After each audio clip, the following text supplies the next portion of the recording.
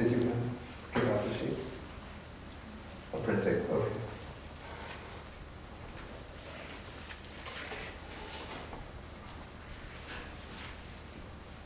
Okay, so we've been studying the greater discourse at Assapura. This is sutta number 39 in the Majjhima Nikaya.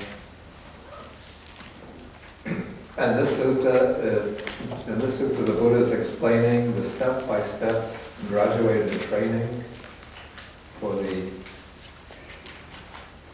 monks to explain what are the things that make one a samana, that's an ascetic, what are the things that make one a Brahmin. Here he's using the word Brahmin in the sense of a holy person, a spiritually accomplished person.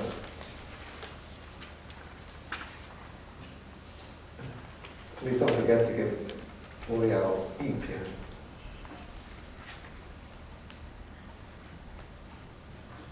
Okay. Yi-chang.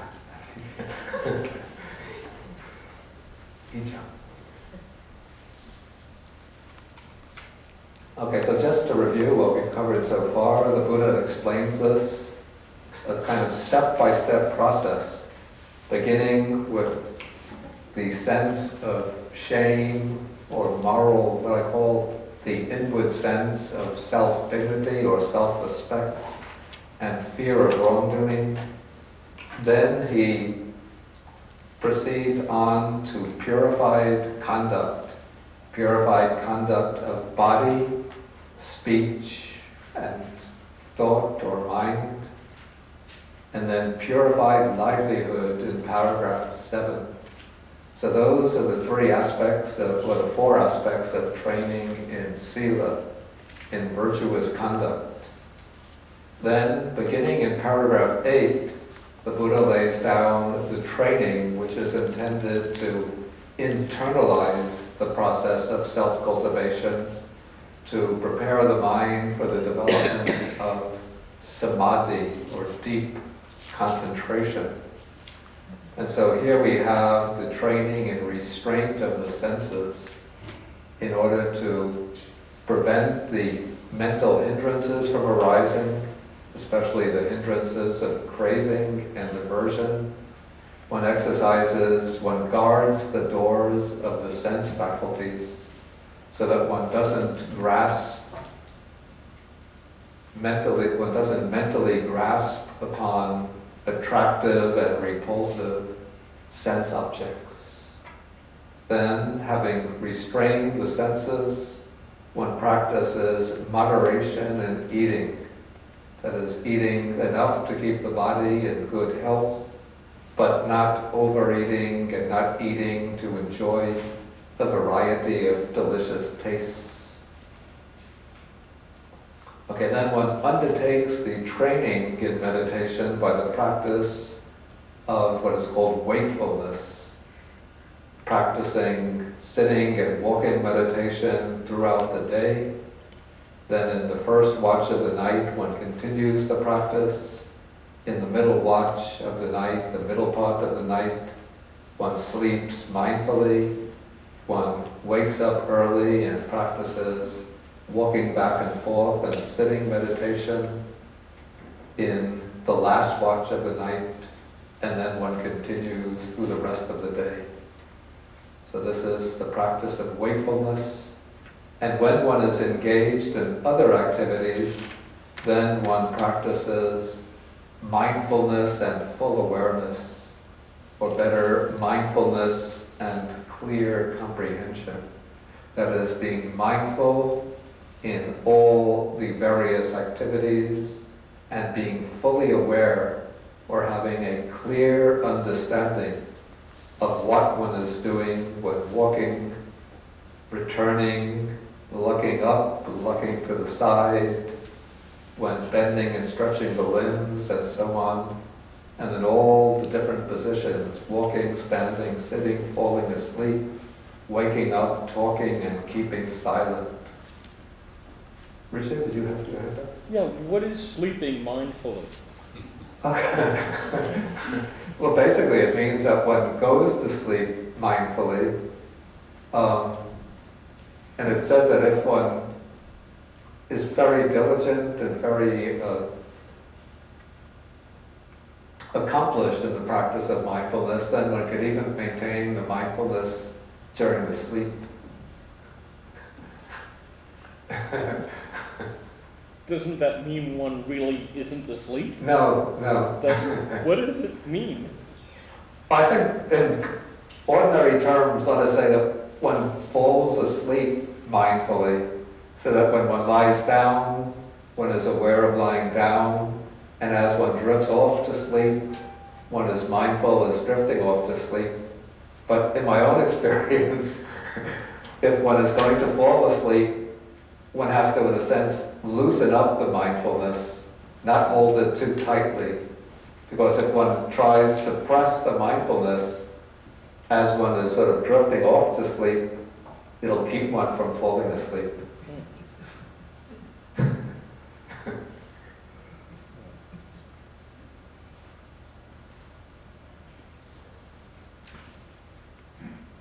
Yeah, so he says, in the middle watch of the night, we will lie down on the right side in the lion's pose, one foot on top of the other, mindful and fully aware, after noting in our minds the time for rising. So it's not saying that one actually maintains the mindfulness during sleep, but one goes to sleep, goes to bed, maintaining the mindfulness and clear comprehension.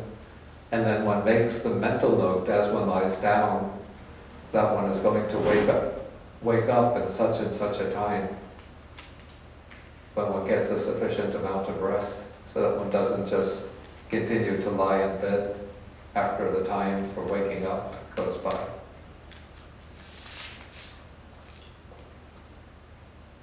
Okay, so then we come to the section on abandoning the 5 hindrances. This I dealt with in detail last week. And so here the Buddha is describing the monk who goes off into a solitary place and then sits down and abandons each of the 5 hindrances, here called covetousness, elsewhere called sensual desire, and ill will, and sloth and torpor, or dullness and drowsiness, restlessness and remorse, and doubt.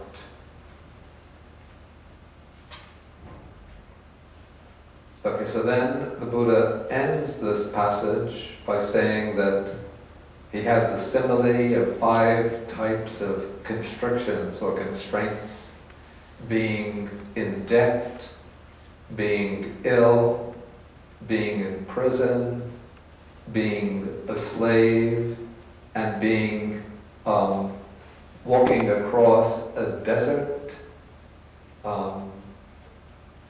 Walking across a desert without knowing where one is going. And so when one abandons the 5 hindrances, then the Buddha says one sees that condition as freedom from debt, as good health, as release from prison, freedom from slavery, and as having reached a place of safety. Okay, so this much is what we dealt with last week. And now we come to a section on the 4 jhanas.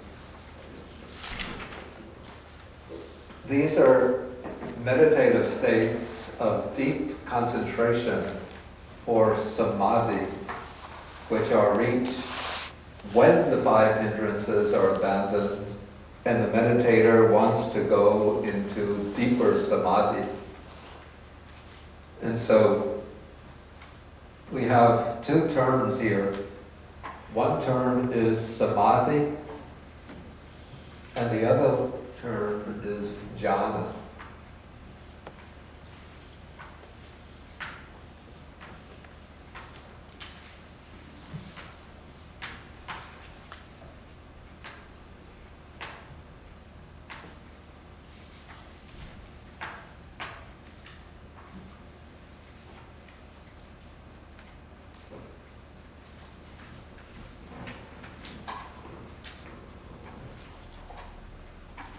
And now there are different approaches to the development of meditation.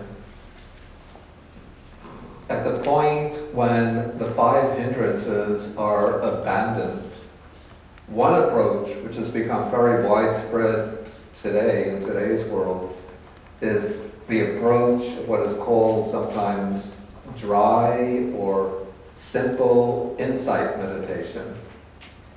And so when one overcomes the 5 hindrances, one gains a certain degree of samadhi.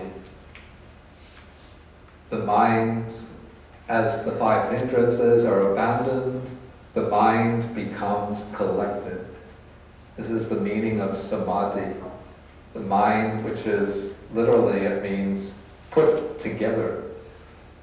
Or we could say even composed or collected. But most translators now use the word concentration. Okay, so when the mind is concentrated in samadhi, sufficient degree of samadhi, one can then turn directly to the practice of insight meditation by observing the arising and passing away of phenomena. It could be the basing oneself on the breathing. One can note the alternation of in-breath, out-breath, in-breath, out-breath. Or one can note the rising and falling of the abdomen. Or one can move into the walking meditation and just note right step, left step, right step, left step. And then one can start to note these processes at subtler and subtler levels with finer and finer subdivisions. And so in this way, one will be getting keener insight into the impermanence of bodily and mental processes. So that is the approach of what is called simple or dry insight. The other approach is the approach of developing strong samadhi first, and then using that strong samadhi as a basis for insight. And to develop the strong samadhi, the meditator cultivates these 4 levels of mental concentration, which are called the jhanas. And so what happens as the mind starts to become concentrated is that a certain object appears before the mind. It's usually an object like a point of light or a ball of light, which is experienced in different ways depending on the particular mental formations of the meditator, depending on the meditation subject. But for example, if one is doing mindfulness of breathing, in the area where one experiences the breath, the sensation of the breath, this point of light or circle, a sphere of light starts to appear. It might be white, could be pinkish, red, light blue. And then the meditator will focus the mind, let the mind sink into that light. Technically, the light is called nimitta. Nimitta simply means something like an object, but it's this special object that appears through the development of concentration.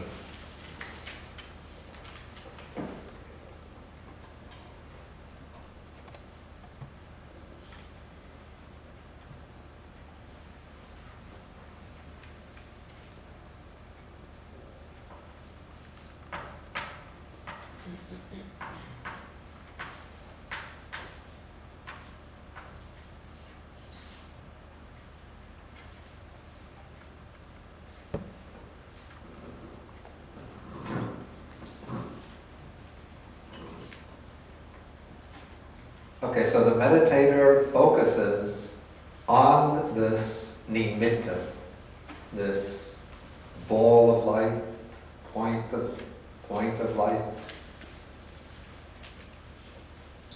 And as the meditator is focusing on the nimitta,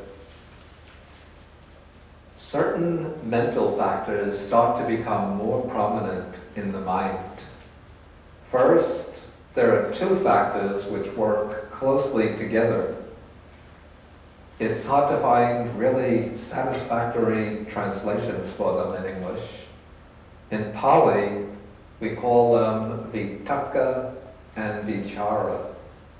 The word vitakka in ordinary usage means thought or thinking, but it also has the sense of the application of the mind to the object. It's sometimes compared to maybe using a hammer to hit a nail through a board, except one is not using the mind forcefully, but one is sort of gently and softly applying the mind to the object. So that mental application to the object, or directing the mind to the object, or mounting the mind on the object, that is the work of vitakka, which here we translate applied thought.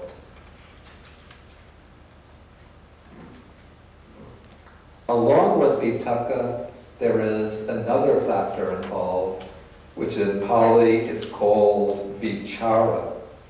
Here it's translated sustained thought or examination. But again, vichara isn't really thinking discursively the way we ordinarily do, but rather vichara is the factor which we might even call it observation of the object. Not analyzing, not trying to develop wisdom out of the object, but just observing the object, examining the object. And it's said that vichara places a continued pressure on the object, or it keeps the mind anchored on the object. Okay, so now as vitakka and vichara are able to remain steadily and sustained on the object, the mind feels as though one feels as though one's mind has come into a clearing. It's like going through the jungle of forest of wandering thoughts, and now one has come into this clearing where the mind is able to sustain itself consistently on the object. And so this brings a great sense of purity, of inner freedom.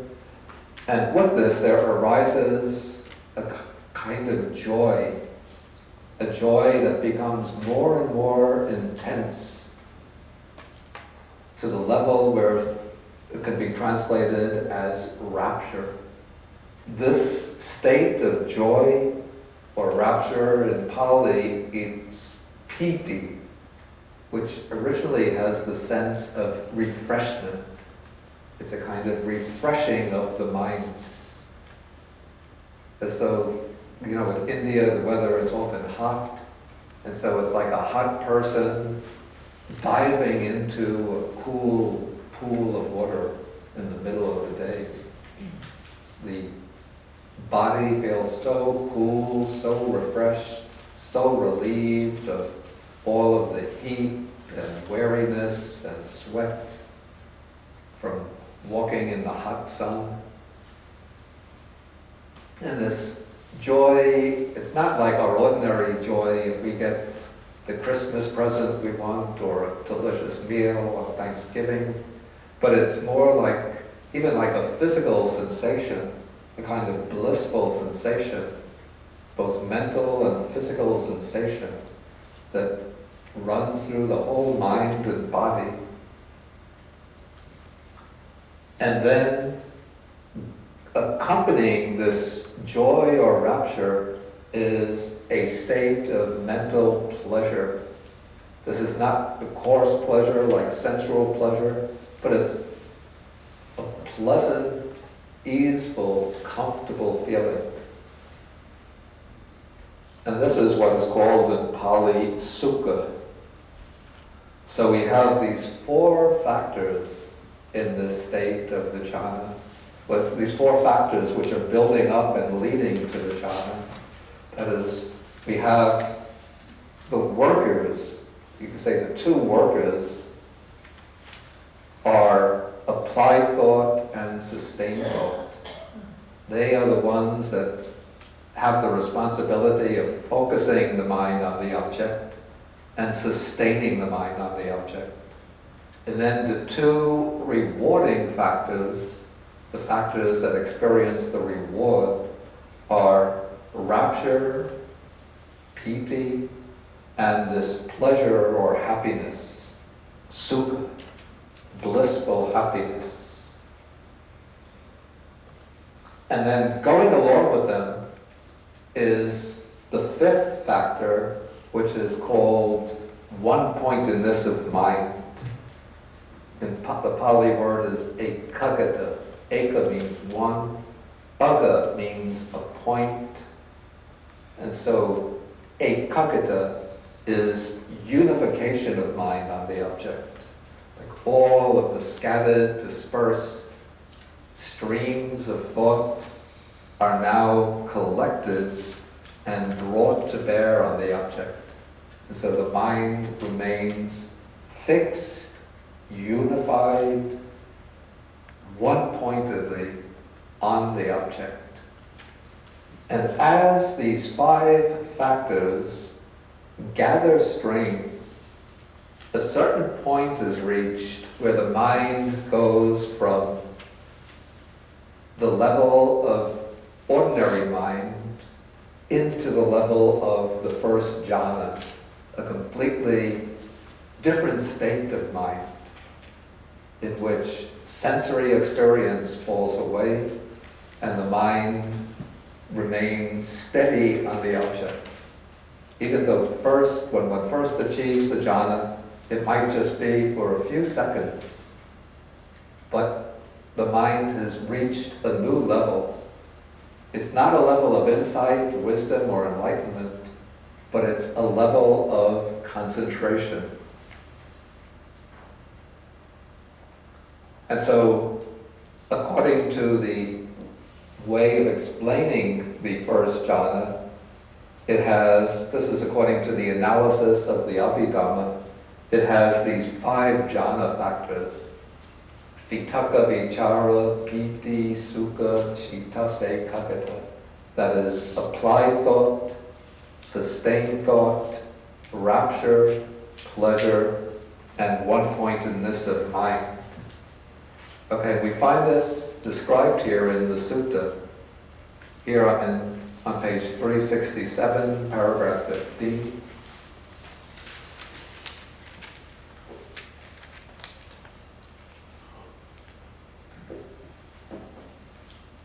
This is the standard text on the 4 jhanas.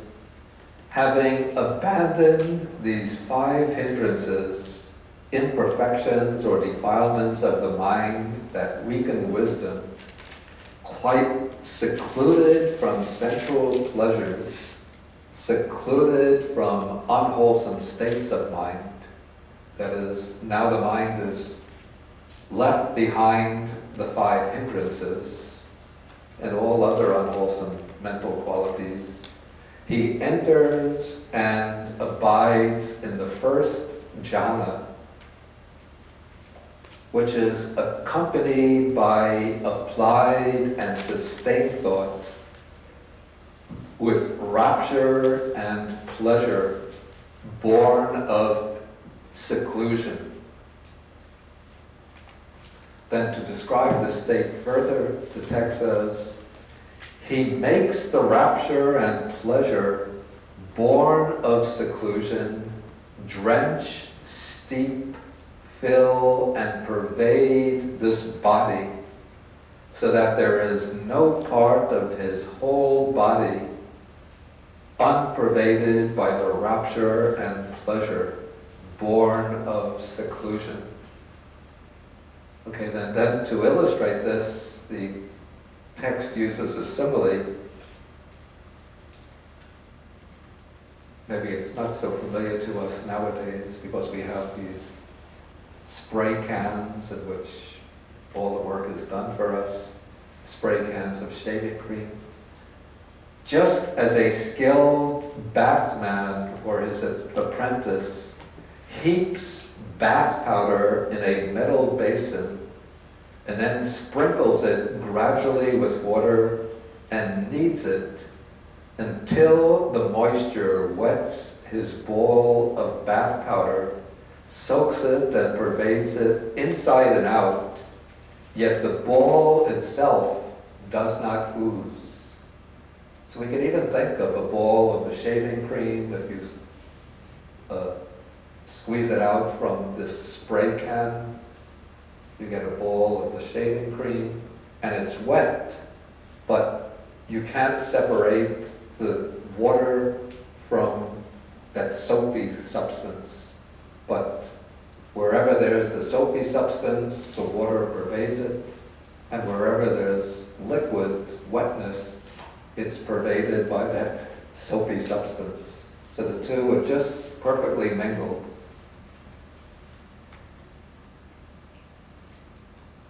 And so in the same way, the monk makes that rapture and pleasure born of seclusion, drench and so forth, this body, so that the whole body is pervaded by that rapture and pleasure. Okay, at this point I'll ask whether there's any questions so far on anything that's been said before we go further.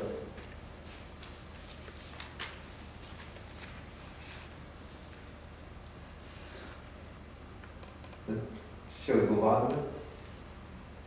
Okay, so now this first jhana is a very, you can see it's a very blissful, very uplifting state, but the Buddha doesn't stop here.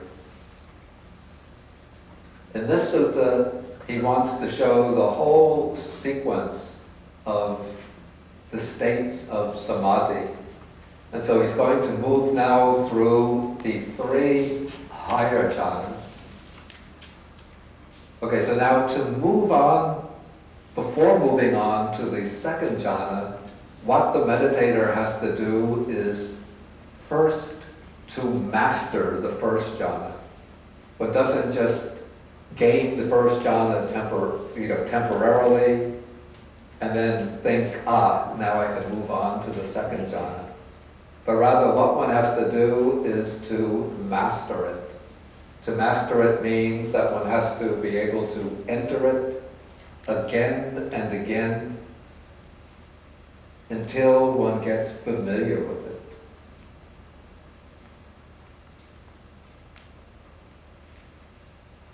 Maybe it's a little bit like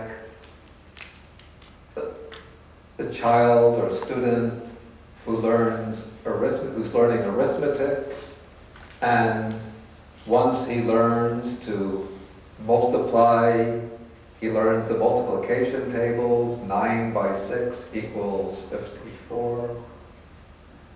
9 by 7 equals 64. 63.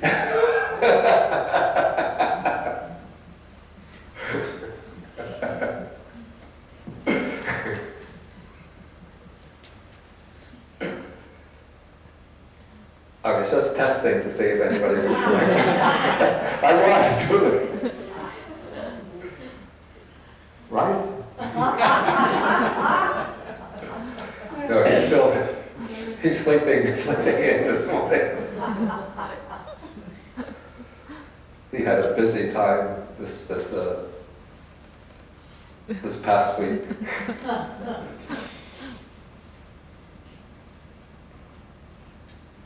Okay, so just like when the student learns the multiplication tables, 9 by 8 is 72, 9 by 9 is 82, 9 by 9 is 81. Okay, then you don't start teaching him algebra, but he has to learn different, how to do multiplication in different ways and how to do division in different ways. And only when he really knows his multiplication, division, adding, subtracting, then one could teach algebra. And so one has to become very familiar with the first jhana, entering it again and again, so that one can enter whenever one wants, and one can stay in it for long periods of time, an hour, 2 hours. One can come out of it whenever one wants. If one makes a determination, I'll stay in it for 1 hour, then as soon as the hour comes to an end, he'll automatically come out from the jhana. Can I ask a question? Yeah. This first jhana, when you say you have to master it, is that conjuring up the light and just staring at it? Bringing up the light and staring, it's not so much staring at it, but focusing on it. That's preliminary to the jhana. But when one is able to enter the jhana at will, of course one will have the nimitta as the object, but it means just that as soon as one makes the determination, I'm going to enter the jhana, then one just focuses the mind on the object, and then one could go in very easily. One doesn't have to struggle with the 5 hindrances. Okay, so now to go further, what one does, one knows, from having been acquainted with the suttas or the discourses, that the first jhana is not the end of the road of samadhi. And so one knows that there is a further state beyond the first jhana called the second jhana. And then what one does is to reflect on the first jhana, and one sees that these 2 mental factors, vitakka and vichara, applied thought and sustained thought, are disturbances. Even though the first jhana, compared to our ordinary state of mind, is very peaceful, very blissful, but still there is this mental activity going on of the mind applied to the object and sustained on the object or anchored on the object. And so one sees or reflects that this applied thought and sustained thought have a disturbing quality. And because of that, the mind can't become extremely peaceful. And then one considers that the state of mind in which applied thought and sustained thought are gone will be more peaceful and more excellent than the state of samadhi in which applied thought and sustained thought are present. And so this reflection arouses a strong determination to reach the second jhana. So having made that determination, one then again practices concentration, and then one goes through the first jhana, but doesn't stop there, but goes on to the second jhana. Applied thought and sustained thought fall away, and one enters the second jhana, in which there's still rapture, there's still happiness, and there's necessarily this mental unification or one-pointedness of mind, but there's no more disturbance by thought and examination. So the text says here in paragraph 16, again, with the stilling or quieting down of applied thought and sustained thought, the bhikkhu enters upon and abides in the second jhana, which has self-confidence. I think that's not such a good rendering here. Because self-confidence usually means, like when I get up before an audience, I don't feel nervous or anxious about speaking. or when I come to a business meeting, I can put my ideas on the table without feeling intimidated. That's not what is meant here, but it's rather sampasadana, attino sampasadana. It's, maybe we could call it pacification of mind, or clarification of mind. So it has this inner clarification, inner clarity, and singleness of mind without applied and sustained thought. And it has rapture and pleasure. It's piti and sukha, born of concentration. And so now the concentration has gotten stronger. So applied thought and sustained thought vanish, and there remains present this rapture and pleasure, stronger than the rapture and pleasure of the first jhana. Okay, again, he makes the rapture and pleasure born of concentration drench, steep, fill, and pervade this body, so that there is no part of his whole body not pervaded by the rapture and pleasure born of concentration. Then we have the simile. Just as though there were a lake whose waters welled up from below, and it had no inflow from east, west, north, or south, and it would not be replenished from time to time by showers of rain. Okay, there would be a cool fount of water at the bottom of the lake, and that water would well up from the font into the lake, and it would make, and the cool water would drench, steep, fill, and pervade the lake, so that there would be no part of the whole lake not pervaded by cool water. And so too the bhikkhu makes the rapture and pleasure born of concentration drench, steep, fill, and pervade this body, so that there is no part of his whole body not pervaded by the rapture and pleasure born of concentration. It's interesting that we have here another simile which emphasizes coolness. Maybe this is typical of the Indian environment where oppressive heat is the problem, but perhaps in North America during the winter time we would use, if the Buddha were living here, he would use similes of a kind of delicate warmth pervading the body rather than coolness.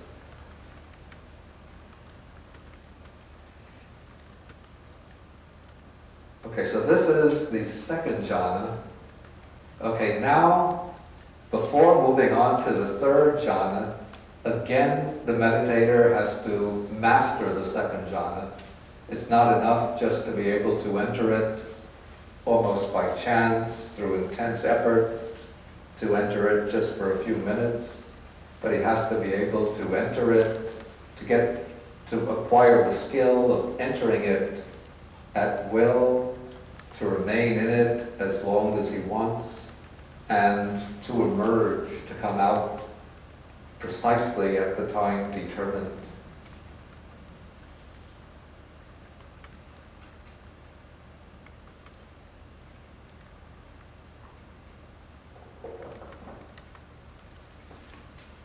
Okay, once he acquires this mastery over the second jhana,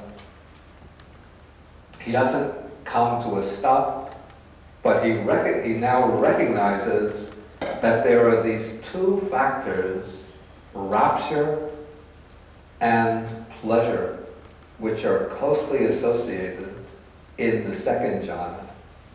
But the quality called rapture, in Pali piti, has, when one looks at it closely, one sees that it has a certain disturbing quality to it. You know, like when feel joyful, even if it's a really wholesome kind of joy, but still the mind, it's not really calm and peaceful, not perfectly peaceful, but there's a kind of exhilaration in the mind, a kind of excitement, some degree of excitement. And so after one gets well acquainted with the second jhana, one starts to see that this rapture or exhilaration causes like little ripples on the mind, so that the mind is not really perfectly settled. And one knows that there is a state of samadhi in which rapture is absent, but there is still this pleasure or happiness or bliss, and that is the third jhana. And so one reflects on the defect or shortcoming in the second jhana, the presence of rapture, and one reflects on the benefit of the third jhana, the bliss without rapture. And then one makes the determination to experience that bliss without any rapture. And so when one's faculties get strong enough, then one goes into the second jhana and past the second jhana. As rapture falls away, one then enters into the third jhana. And so the text says, again, paragraph 17, again, with the fading away as well of rapture, the bhikkhu abides in equanimity. Now equanimity, or balance of mind, is becoming more prominent.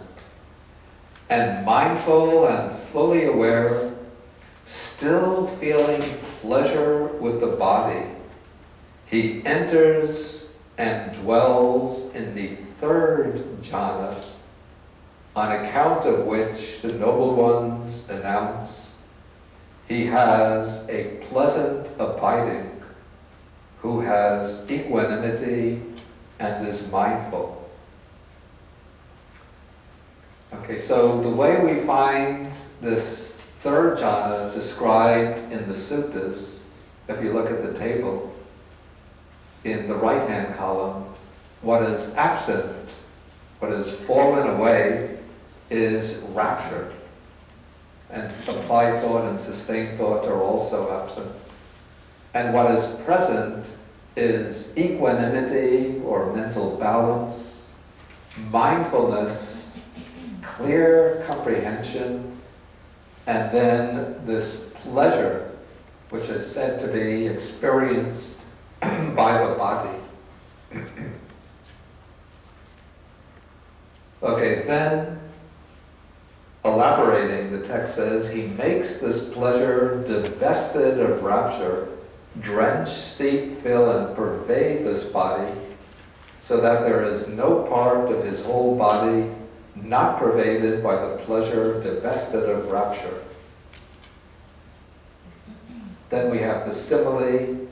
It's just like there might be a pond with blue, red, or white lotuses. Then there are some lotuses that are born and grow in the water. They thrive immersed in the water and don't rise out of it. And so that cool water drenches, steeps, fills, and pervades these lotus flowers to their tips and their roots, so there is no part of the lotuses not pervaded by cool water. In the same way, the monk makes this pleasure divested of rapture, drench, steep, fill, and pervade this body. Okay, so this is the third jhana. Again, this isn't yet the end of the road of samadhi. But there is a state beyond the third jhana, which is called the fourth jhana. And what is distinguished by the fourth jhana is that even this pleasant feeling or blissful feeling falls away, and it's replaced by a feeling which is called neither pleasure nor pain.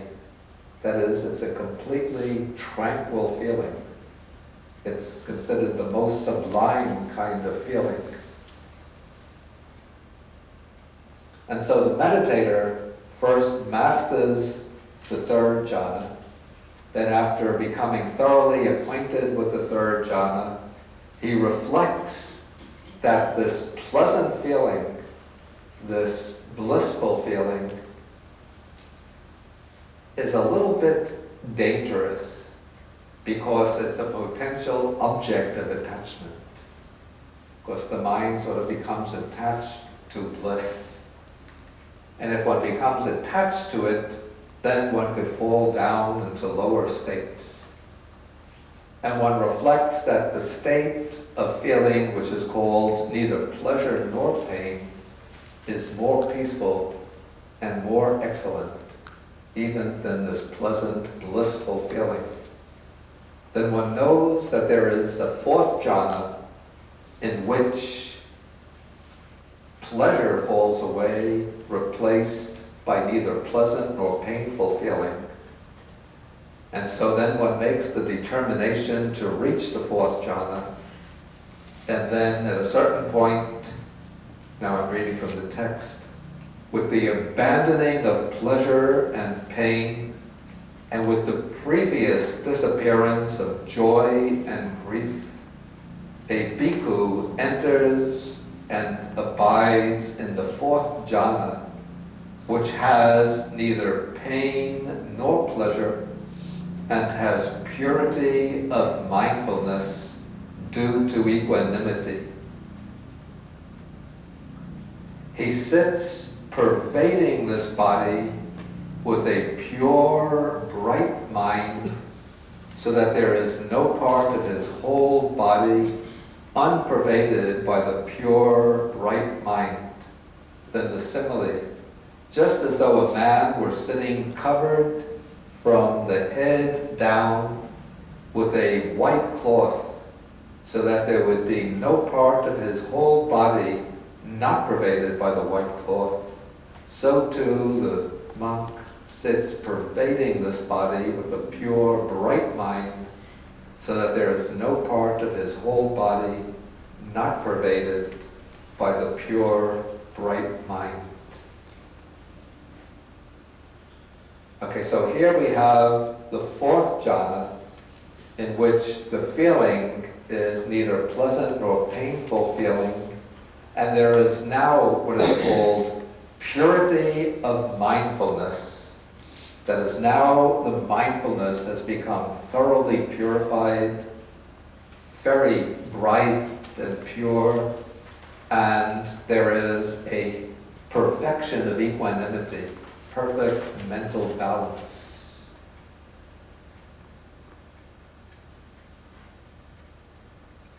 Okay, so this now completes the description of the four jhanas.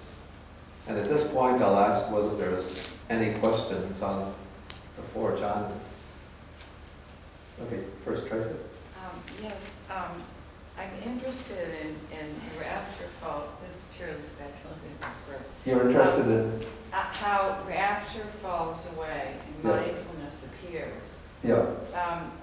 I had assumed, my understanding of mindfulness is that reflective quality, the monk is able to reflect on the deficiencies of the first jhana, the second jhana, that reflection partakes of mindfulness. Yeah. Isn't that mindfulness? Okay, this is a very good point. And actually, for this meditator, mindfulness will be present throughout the whole process, even bringing the stage of abandoning the five hindrances. Mindfulness has to be present. In attaining the first jhana, mindfulness is present. The second jhana too, mindfulness is present.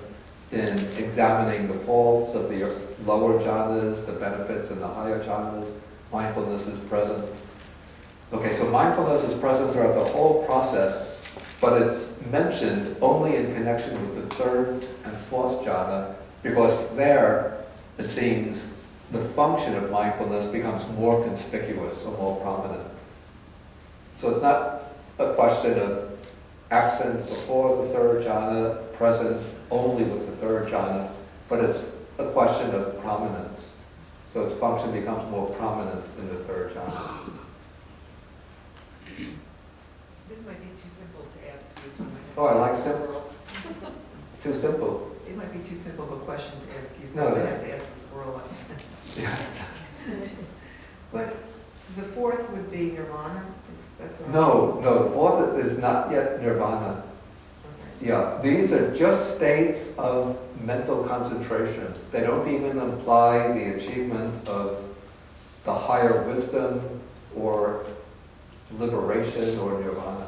Now, can anybody that's a layman, or even someone like myself who's a beginner, could one even hope to experience something like this? Or is this just something that we would note that someone at your level?